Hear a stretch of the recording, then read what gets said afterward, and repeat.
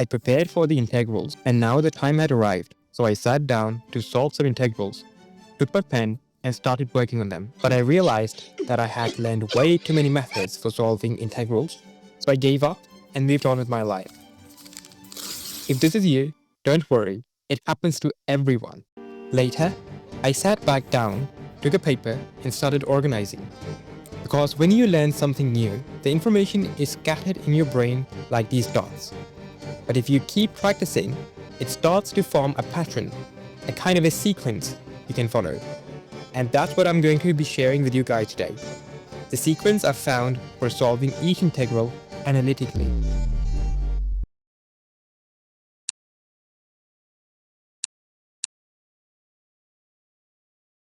Before we go any further, we often use the variable u to stand for a part of the question that makes the integral easier, especially if its derivative is also in the question. However, for the sake of making this video visually appealing, I decided to use a rectangle to focus on the part we are going to integrate, and the differentiation of that expression is going to be shown with a rectangle and a prime. The rest of the expression will go inside an ellipse. You'll get the hang of it once we start the video. But why do we even do this in the first place?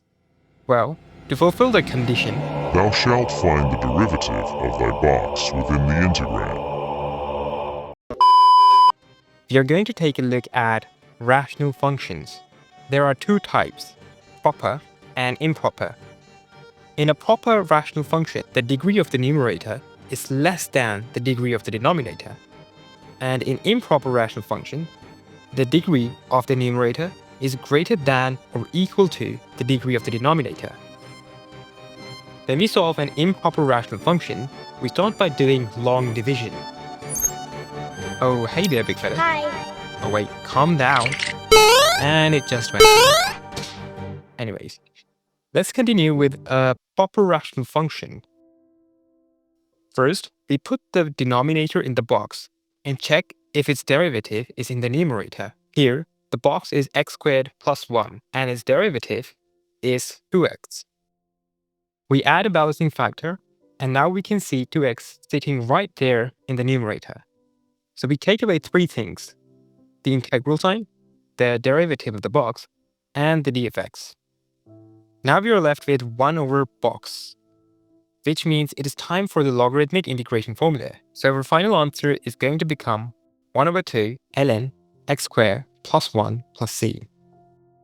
Next, let's take a look at this beautiful example we've got here, following the same sequence we used before. First, we place a box around the entire denominator and check if its derivative is in the numerator. In this case, it is not. So the next thing to target is what's under the power. If the derivative of that is in the numerator, then we can apply the power rule. So let's carry it out. Here, box is x plus 1, and so its derivative becomes 1. Once again, we remove three things: the integral sign, the derivative of the box, and the d of x. Eventually, we apply the power rule, which gives us our final answer. Let's take it one step further. We are going to follow the same sequence as before. Oh, I'm about to use the word axiom.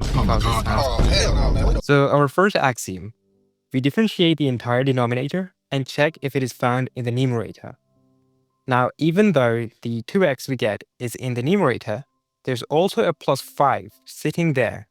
Remember, until we have the entire derivative of the box in the numerator, we cannot integrate it. So, let's move on to the second axiom. If we take only what's under the square of it as a box, its derivative is 1, which clearly is in the numerator. That means we have to move towards third axiom. It is to rewrite the expression into simpler terms. Here, this x and this x is going to cancel out, leaving behind 2 divided by x. Now we can expand the integrand and factor out any constant coefficients. Now again, we are going to be applying our first axiom here. We're going to differentiate the entire denominator for the first term, and this time it works. You can see that the derivative of the box is found in the numerator, so we can use the logarithmic integration formula. However, for the second term, our first axiom fails. So we are going to apply the second axiom. Place what's under the power in the box. Here, the derivative is going to become 1, which is found in the numerator. So we can apply the power rule for the second term. Finally, we mark the derivative with ellipses, match them to our expressions, and remove the three things: the integral sign, the derivative of the box, and the d of x, and integrate it, giving us our result. If any of above three axioms didn't work for the rational functions, then we move on to the partial fractions. In our case, you can see that the first two examples, we have linear factors, and for the last two, we have quadratic factors. Let's take a closer look at quadratic factors. A quadratic factor is just a chunk of the equation with x squared in it. If a quadratic factor is reducible, we can factor it into linear terms. We first check if it is reducible or not by finding the discriminant of the quadratic in the denominator. If the value of discriminant is positive, the quadratic is reducible. Once we factorize, we can apply the first case from earlier, linear distinct factors in the denominator. To find a and b, we multiply our entire equation through a denominator. Then, we will be substituting the value for x is equal to 3 to get b equals to 0. And hence, you're going to find the value of a, which is -1. Next, you're going to be equating x equals to 4, and for that, value of a becomes 0, giving us b equals to 1. Now you're going to be substituting the values of a and b back into their partial fraction form, and then we are going to integrate each term separately. Now applying our axioms, for each term, we box the entire denominator and see if its derivative is in the numerator. Here, the derivative is 1, which is in the numerator for both terms. So we use the logarithmic integration formula. Using the logarithmic properties, we can simplify this equation, and that gives us our final answer. Now let's assume the case where the quadratic factor is irreducible. Again, to check that, we find its determinant. In this case, the determinant is negative, which means the quadratic factor is irreducible.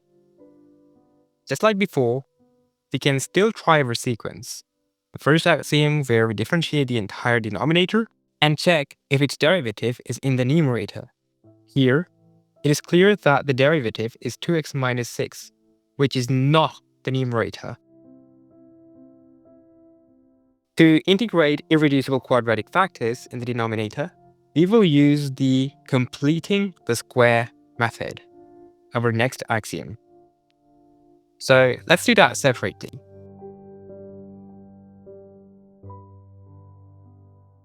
After completing the square, the denominator takes this form. This matches our standard form here, where the numerator is the derivative of the box. So let's compare it with our expression. In our case, the box is x minus 3, and a squared is equal to 3.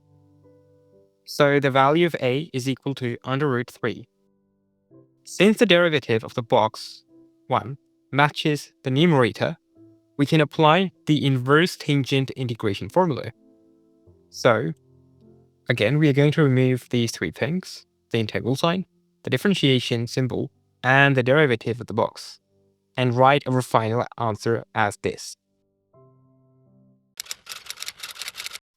Now that we have finished with our proper rational functions, it is time to bring out the big fella. And when you look at that, he went it out. Well, how do we get rid of rational functions now? We have already done it.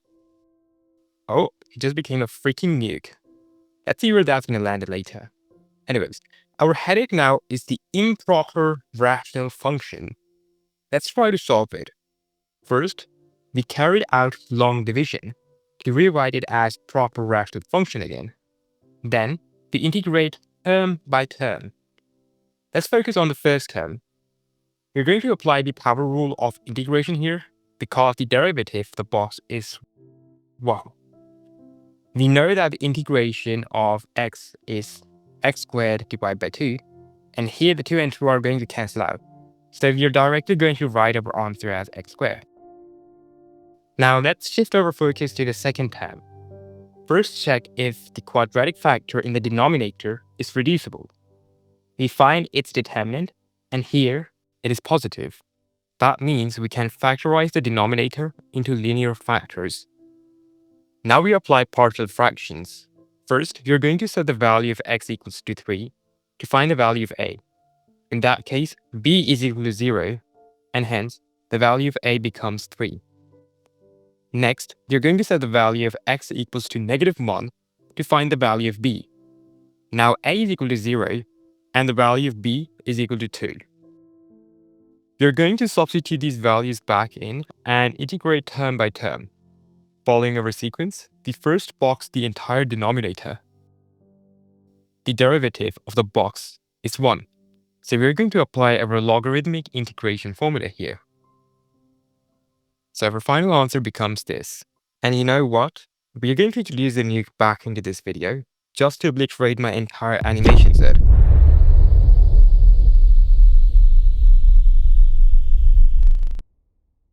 Why? Because the economy is high and writing thousands of lines of minimal code on Manim is tedious. So we gotta cut the budget. In this section, we're moving on to irrational functions. But let me make it clear what I actually mean by that. When I say irrational functions here, I'm specifically talking about the integrals that involve a square root. And more precisely, under that square root, we will only be looking at expressions that are quadratic factors. But the types of the expressions we'll deal with are the things like ax squared plus bx plus c with an under root, or the special forms such as a squared plus x squared, a squared minus x squared, and x squared minus a squared with an under root. In other words, the highest power of x under the radical will be 2, and we will only be working with these quadratic cases. We won't be covering radicals with fractional powers like under root of x power 2 by 3 plus 1. Our focus is only on square roots of quadratic factors, since these form a very important and fundamental category of integral. For this integral, we start with the axiom 1. Box the entire denominator and check its derivative. That does not work here. Next, axiom 2. Box what's under the square root and check its derivative. This time, it works. So we apply the power rule, and that gives us our final answer. So let's try to solve this integral. We start with the axiom 1, box the entire denominator. That does not work here. Next, axiom 2, box what's under the square root, and still it doesn't help here. So we move on to the next axiom, third one. Write the fraction in simpler terms. Now again, we're going to be applying our axioms again. Boxing the entire denominator, still doesn't work. Boxing what's under the square root, and then introducing a power-moving factor. It works here, so we can apply the power rule here. For the second term, it matches the identity of the sine inverse integration formula. So we can write the final answer like this. Moving on to the next example. I'm not going to be repeating the first 3 axioms again because genuinely they're not going to work. And writing it in the form of partial fractions doesn't work here as well. So we move on to the next approach, completing the square. Let's do that separately under the title W1, which means working 1. And after carrying out the completing the square method, we are going to be substituting it back under the square root. Now you can see that it matches the form of 1 divided by under root a squared minus box squared. Here, a squared is equal to 16, and so the a is equal to under root of 16, that is equal to 4. And this is the box. The derivative of the box is exactly what we have in the numerator. So we can finally apply the sine inverse integration formula here. Before we dive in, let's clarify the core ideas of the trigonometric substitution. You usually deal with the 3 types of radicals. under root of a squared plus x squared, under root of a squared minus x squared, and under root of x squared minus a squared. To tackle these, we draw a right-angled triangle.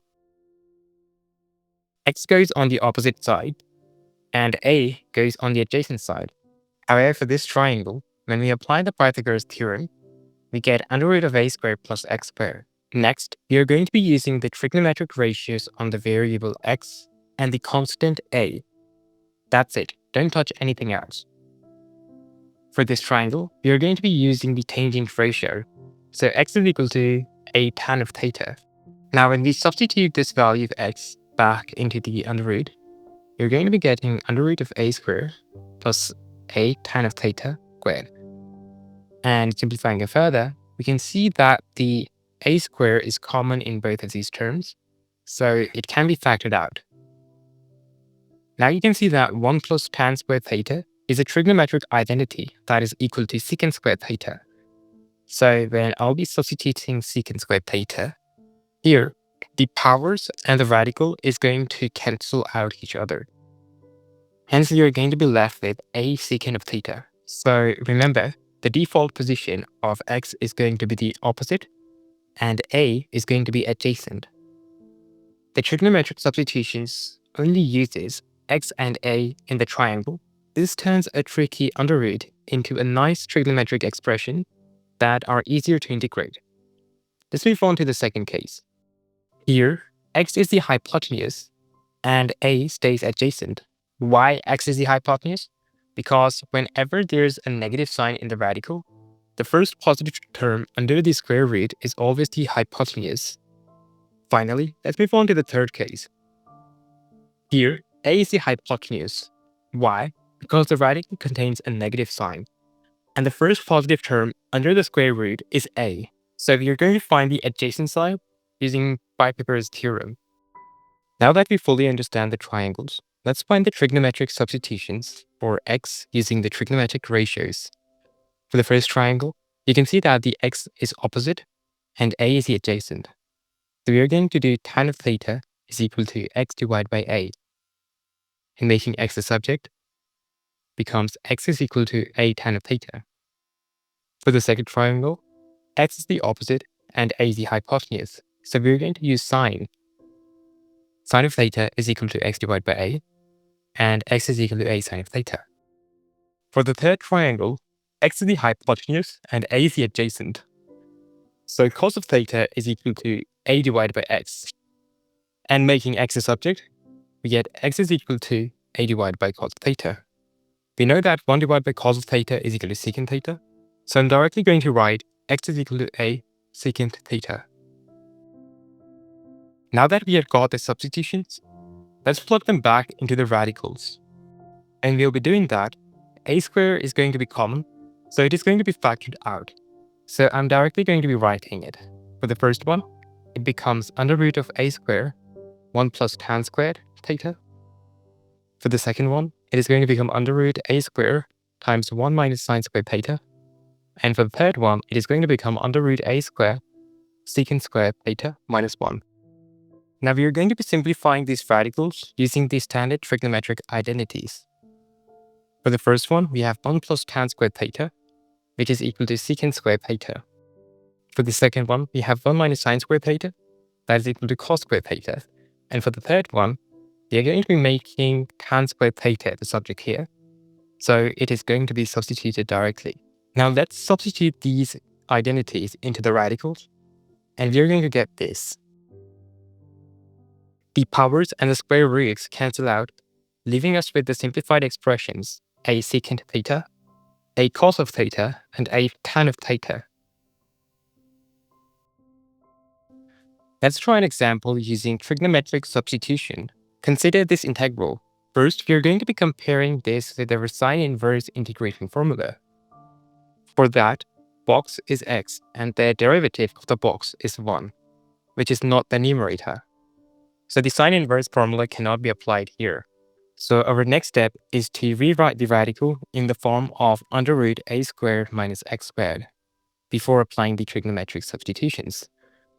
Here, we know that a squared is equal to 9, and the value of a is equal to under root of 9 that is equal to 3. Now we are going to set the triangle using the rule for hypotenuse placement. When a variable contains a negative sign, the first positive term under the square root becomes the hypotenuse. Here, a square is the first term, so the value of a is going to become the hypotenuse. X is the opposite, and the adjacent side becomes under root 9 minus x squared.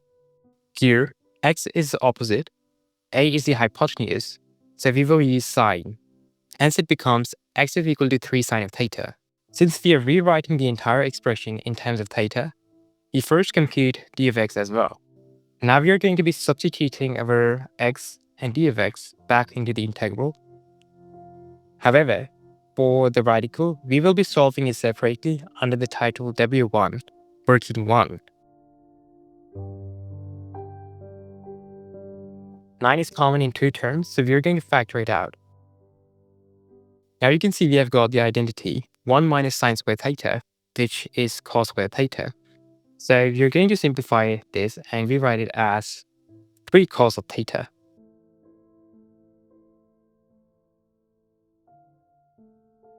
The 3 cos of theta in numerator and denominator are going to cancel out, leaving behind sine squared theta to integrate. Whenever we have to integrate sine or cosine with an even power, we're going to be using double angle identity. Hence, we are going to be left with 1 minus cos 2 theta. Then we are going to integrate term by term. Since our original integral was in terms of x, we need to rewrite our final answer back in terms of x after integrating in theta. Using the triangle, we know that theta is equal to sine inverse of x by 3. And for sine 2 theta, we use the double angle identity of sine. So it becomes 2 sine of theta cos of theta. Then, we express sine of theta and cos of theta in terms of x using the triangle. Finally, we substitute everything back into the expression, giving us the final answer entirely in terms of x. This video took me hours to make, especially since I'm still new to Manim and DaVinci Resolve. The main reason why I created it was for the summer of math exposition. I realized that integration feels confusing to many of us, myself and my classmates included, so I decided to take the initiative and try to categorize it in a way that is easier to follow. That said, this is only the beginning. In this video, I focused on the indefinite integrals, and I've just covered the small portion of the irrational functions. There's still a lot more to cover. Beyond these, I'll need to cover other methods as well, and eventually, we'll make our way towards integration by parts, which in my opinion should really be the last resort for solving integrals. I'll be keeping an eye on your comments, so feel free to share your thoughts and suggestions for what I should be covering in the next video. The goal is to keep building until we have developed a complete sequence for tackling integrals. Thanks for watching, and I hope you enjoyed this contribution to Summer of Math Exposition.